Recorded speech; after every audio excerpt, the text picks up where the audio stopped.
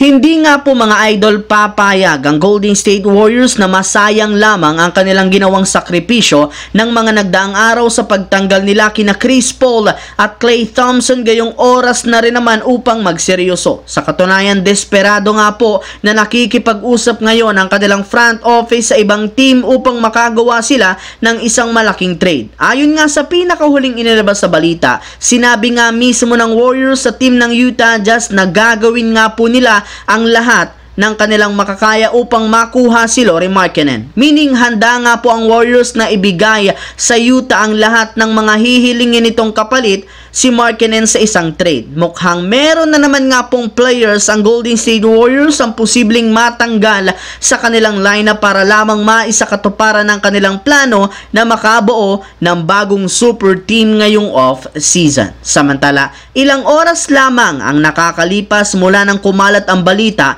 na kumuha at nag-agree si LeBron sa Lakers ng 2-year, $104 million na max contract. Ibinulgar nga po ng isang insider na posible nga pong magbago o pababain pa ito sa mga susunod na araw, ayon yan kay Adrian Wojnarowski. Para nga sa inyong kaalaman, hindi pa rin naman official na pinipirmahan ni LeBron James ang kanyang bagong kontrata hanggang sa July 6, kaya maaari pa rin naman nga itong magbago, depende sa pag-uusap nilang dalawa ni Rob Pelinka. Yes mga idol, kasalukuyan nga pong under negotiation pa si Pelinka at ang NBA agent ni LeBron na si Rich Paul na kung maaaring mababaan ang kontrata nito upang hindi sila makapasok sa second apron. At kung sakali man nga pong mangyari ito, magkakaroon talaga sila ng pagkakataon na makuha si DeMar DeRozan sa isang trade. Ngunit kung hindi nga ito mag-work out, mapipilitan sila na makipag-trade negotiation na lamang sa Chicago Bulls gamit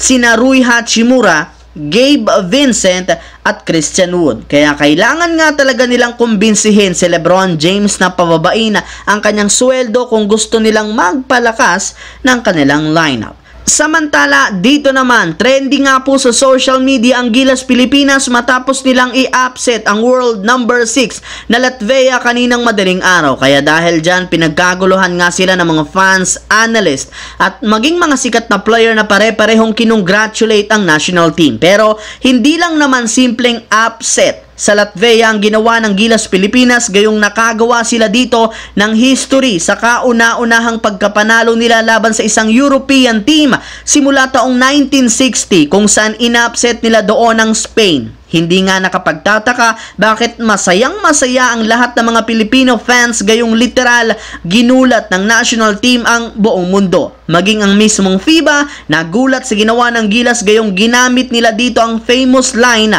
ng NBA legend na sa Shaquille O'Neal sa paghingi ng sorry. Ngunit sa kabila ng pagkapanalo ng national team, hindi pa rin naman tapos ang kanilang laban, gayong kailangan nga po nilang manalo next game laban sa Georgia, o kung hindi naman dapat hindi sila nito matambakan ng 18 points upang sa ganon makapasok at makapag-advance na sila sa semifinals ng Olympic qualifiers bilang ika-top 1 sa group stage. Ang videong ito ay hatid sa inyo ng 1xBet. Suportahan at manalo sa inyong paboritong kupunan. Maaaring makakuha up to 12,000 cash bonus sa inyong first deposit gamit ang aking promo code. Pag tama prediction mo, panalo ka. Pindutin lamang ang link sa comment section at mag-register gamit ang inyong GCash account para makapag-cash in at cash out. Isang paalala, tumaya ng responsable. So yun lamang mga idol ang ating bagong video na ating pinag-usapan ngayon dito. Once again, this is your J-Zone TV. Huwag kalimutang mag-like, mag-subscribe, pindutin ang notification bell sa akin channel para lagi kayo maging updated sa mga videos na pinapalabas ko. Isang malaking shoutout sa lahat mga idol. Maraming salamat po.